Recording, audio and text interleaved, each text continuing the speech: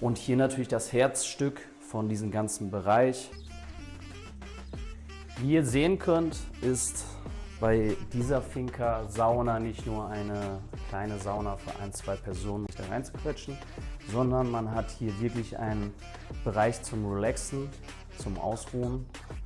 Heizung ist da, Kamin ist da, damit man auch ein schön warmes Ambiente im Winter kreieren kann. Wir haben hier natürlich einmal noch ein Gäste-WC, dass man auch nicht aus der Sauna raus muss. Hier haben wir einen Nassbereich, was auch die wenigsten Saunas dazu haben normalerweise. Und hier natürlich das Herzstück von diesem ganzen Bereich. Ich gehe mal rein, damit ihr seht, wie groß es ist. Also hier können locker, ich würde mal so sagen, 1, 2, 3, 4, 5, 6 Personen rein. Und da kann man sich schon den einen oder anderen netten Männer- oder Frauenabend machen.